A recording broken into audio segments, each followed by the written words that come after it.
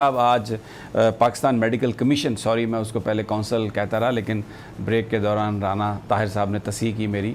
Pakistan medical commission के सामने मुजाहरा था और उसमें बहुत सारे लोग शरीक थे। अगर उसकी फुटेज चला सकें हमारे प्रोड्यूसर साहब।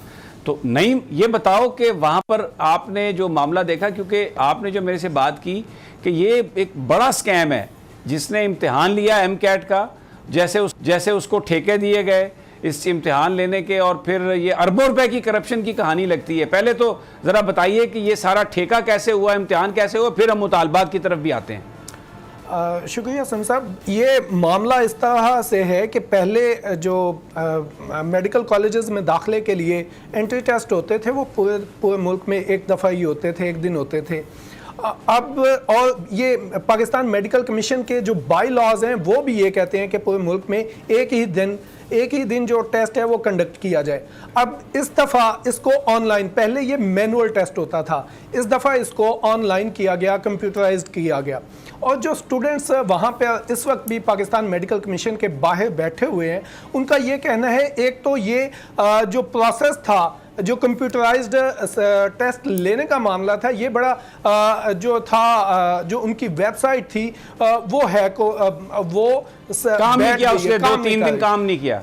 अब उनका ये कहना है कि ये 6,000 रुपये फीस ली जा रही है पर स्टूडेंट और 2 लाख बच्चा टेस्ट दे रहे हैं। तो अगर इसको मल्टीप्लाई किया जाए तो ये 1 अरब 20 करोड़ रुपया बनता है। और ये एक कंपनी, ये स्टूडेंट्स का ये कहना है, अभी हम इसके ऊपर मजीद इन्वेस्टिगेट भी कर रहे हैं कि ये कंपनी मनपसंद अफराद को दी गई, मनपसंद अफराद को पैसे बनाने की इजाज़त दी गई और उसके बाद ये ऑनलाइन टेस्ट करवाया गया, जिसमें उनका ये कहना है कि ये जो जिस दिन इस जो बिड था, बिड के लिए ऐड आया, उस ऐड के कुछ दिन के बाद ये कंपनी रजिस्टर होती है।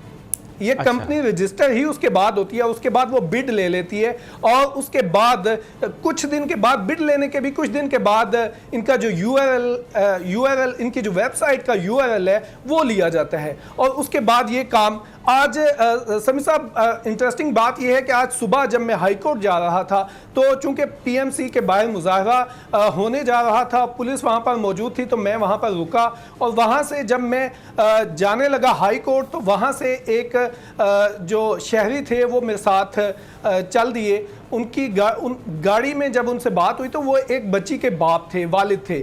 उन्होंने मुझे कहा कि हम कनाडा से आए हैं बच्ची के मेडिकल में एडमिशन के लिए और यहाँ पर ये हाल है कि हमने फीस दे दी है और उसके बाद वो जो वेबसाइट है वो काम ही नहीं कर रही। मैं यहाँ पर आया हुआ हूँ, मेरे साथ एक और ख़ातून थी, ये साहब जो थे वो पेशावर से आए थे। एक और ख़ातून, उन्होंने बताया कि वो लाहौर से आई हैं और वो रात को यहीं पर थीं, सिर्फ अपने बच्चे के एडमिशन के लिए, मतलब उन्होंने एडमिशन करवाया हुआ है। अब उनकी जो ये वेबसाइट है काम नहीं कर रही, जिसकी वजह से उन्हें समझ नहीं आ रही कि वो कहाँ पे जाएं, उनका साल ज़ाया हो रहा है। और ये साहब ये कह रहे थे कि मैं तो अपनी बच्ची को लेके, मतलब हम लोग चले जाएंगे यहाँ से, कनाडा से, हम तो समझ के आए थे। ये मैं आपने बात कही है, प्राइम मिनिस्टर जो है वो इंसेंटिव दे रहे हैं बाहर से लोगों को यहाँ पे लाने के लिए। रोशन डिजिटल अकाउंट्स खोले गए, 1 विंडो ऑपरेशन किया गया, कंस्ट्रक्शन पे रियायत दी गई ताकि जो बाहर रहने वाले पाकिस्तानी हैं वो इधर आ सकें, उनको वोट के राइट मिले। लेकिन यहाँ पर जो लोग वारदाती हैं, साबिर शाह, ये आप देखें इश्तिहार छपता है तो उसके बाद कंपनी फॉर्म की जाती है, पता नहीं उसको एक्सपीरियंस है, तजुर्बा है, नहीं है, और फिर URL जो है वो उसका लिया जाता है और फिर उसके बाद वो कंपनी काम नहीं करती और बाहर से आने वाले लोग वहाँ से बैठ के जा रहे हैं। तो ये तो बहुत बड़ी दिहाड़ी लगाने की कोशिश की जा रही है मुबैना तौर पर। साबिर शाह साहब, इस मुल्क में बड़ा बड़ा डाकू है, बड़ा बड़ा जालिम डाकू है, जिसके इक़्तिदार के ऐवानों तक राब्ते हैं, हुकूमत कोई भी हो, इनका बस नहीं चलता और ऐसा होगा आप देखेंगे। ये कब्रों पर टैक्स लगाएंगे, कब्रों पर। ये ऐसे डाकू हैं, इन्हें नहीं पता कि वो माँ बाप जिनका विजन था, उनके बच्चों ने मैट्रिक या O लेवल्स में अच्छे नंबर लिए, A लेवल्स या FSC में बहुत अच्छे नंबर लिए, सारे दिन रात पढ़ाई की, 5 साल MBBS के वो पढ़ के पागल हो गए। उसके बाद उन पे फिर टेस्ट पे टेस्ट लगा दिया गया, उस पर भी 6,000 फीस लगा देगी। शर्म नहीं आती इन लोगों को। मैं आपको बताऊं, बेशर्मी की इंतहा है। ये वो जगह है जहां प्राइम मिनिस्टर को डायरेक्ट बोलना चाहिए, ऐसा जैसे कभी chief justice supreme court suo motu लेते थे, प्राइम मिनिस्टर को सुओ मोटो लेना चाहिए, फौरन बंद करना चाहिए ये ड्रामा, ये फ्रॉड। अब देखिए वो वेबसाइट हैक हो गई है या काम नहीं कर रही, लोग सड़कों पर हैं, बारिश भी है, कहीं गर्मी है, उनके माँ बाप सड़कों पर है, हमारी बच्चियां सड़कों पर हैं। ये इतने बेशर्म लोग हैं कि इनको परवाह नहीं है, ये एयर कंडीशन ऑफिस में बैठे हुए हैं। This nonsense should stop. ये लोग डॉक्टरी और आप सही कह रहे हैं कि बिल्कुल सही फरमा रहे हैं आपके चीफ जस्टिस ऑफ पाकिस्तान को इसका नोटिस लेना चाहिए। बहरहाल वो जो कंपनी टेस्ट ले रही है, हमें बिल्कुल ये हमारा फोरम उनके लिए हाजिर है, क्योंकि हमने एक बात की है जो स्टूडेंट्स ने कही है। हमारा मकसद किसी की इज्जत उछालना नहीं, अगर वो उनका कोई मौक़िफ़ है, वो कोई बात करना चाहते हैं तो ये हमारा फोरम उनके लिए हाजिर है। लेकिन खुदा के लिए चीफ जस्टिस साहब, सुओ मोटो आप ले लें इस पर। ये हज़ारों स्टूडेंट्स का मामला है और बाहर से आने वाले जो पाकिस्तानी हैं वो भी इसमें शामिल हैं। इस मुल्क की साख, इज़्ज़त और हमारे फ्यूचर का मामला है, इस पर ज़रूर आप सुओ मोटो लें।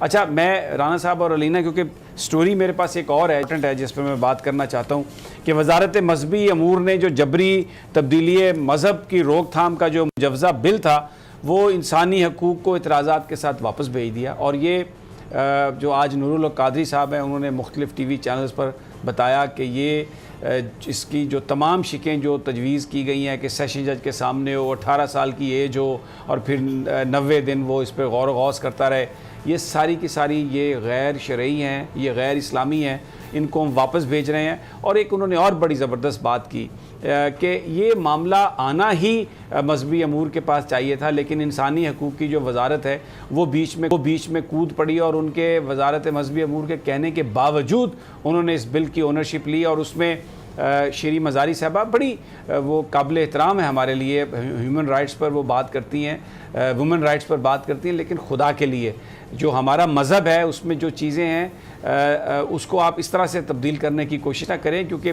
हम मुसलमान पाकिस्तानी इस बात की इजाज़त नहीं देंगे। और वज़ीर-ए-आज़म साहब की भी कोई इंटेंशन ऐसी नहीं लगती।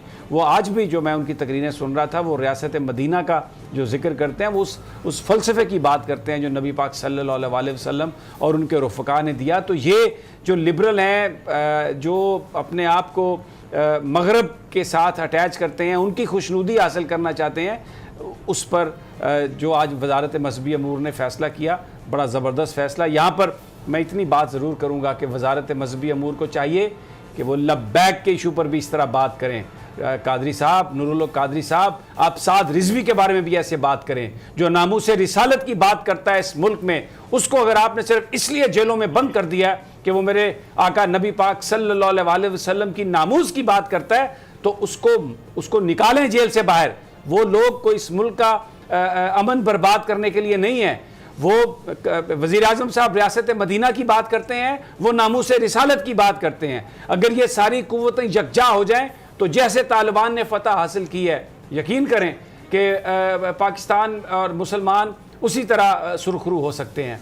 तो मैं आज के शो का वक्त ख़त्म हुआ, लेकिन मैं ये कहना चाहता हूँ कि मोहम्मद से वफ़ा तूने तो हम तेरे हैं, ये चीज़ है क्या लौह कलम तेरे हैं।